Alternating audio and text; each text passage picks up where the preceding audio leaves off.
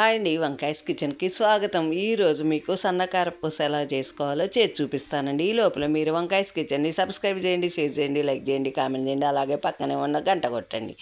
దీనికోసం మనకు కావాల్సినంత బియ్యపిండి తీసుకోవాలండి. ఆ బియ్యపిండిలో ఉప్పు, కారం, అలాగే వాముని బాగా దంచి వేసుకోవాలన్నమాట.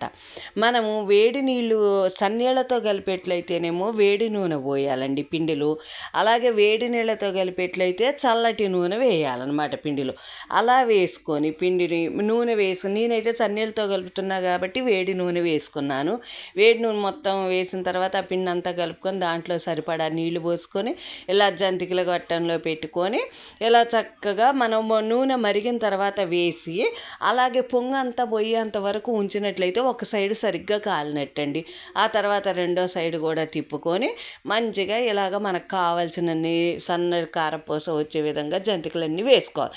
ఇలాగే ఆ జంతికల గొట్టంలో రకరకాల ప్లేట్లు ఉంటాయి కదండి, ఇవన్నీ కూడా మనం ఇలాగే ఈ పిండితోనే నొక్కుకోవాలి.